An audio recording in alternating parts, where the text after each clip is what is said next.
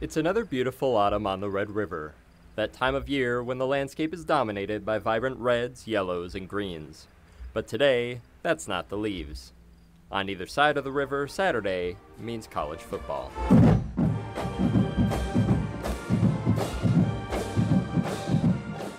Outside the Fargo Dome, it's a sea of green and yellow jerseys, hats, and hoodies as nearly 20,000 show up for the game.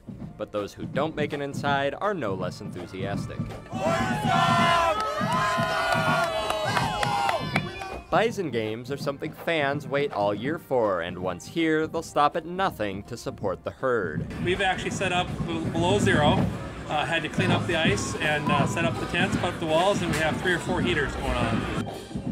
On the other side of the river in Moorhead, however, Saturdays look a bit different. You won't find a 20,000-seat arena, nor a maze-like tailgating lot.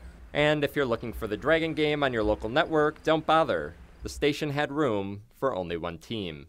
And so they went with NDSU. That's John Webking, Minnesota State Moorhead's athletic director for marketing.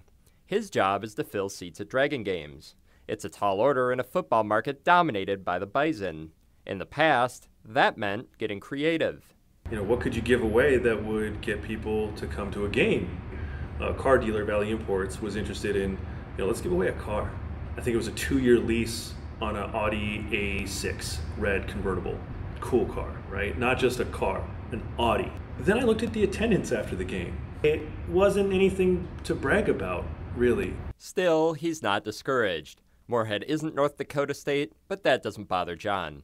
These days, he intentionally tries to differentiate, focusing instead on creating a great experience for fans. Come on, Dragon fans, let's make some Nemzik noise. It's time for the kickoff.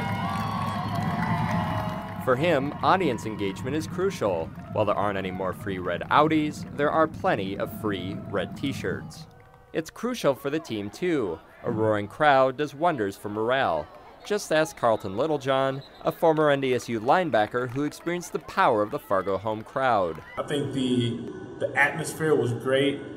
Yeah, I think it was a huge advantage, especially on defense, where it's like you can't even hear from one guy to the next. Nowadays, he's Coach Littlejohn, the Dragons' defensive coordinator.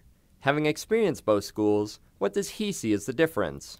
I mean, you're not going to get the biggest kids. I think height-wise is probably, the biggest thing. Speed and height are, I think, the biggest thing when recruiting. Fortunately for the Dragons, speed and height have little to do with intensity. From Division I to Division II, you're going to get the same passion for it, the same passion for your school. The guys we have here, they just love the game of football. So while Moorhead may not be the biggest school, with the biggest players or the biggest home crowd, don't mistake that for a lack of passion.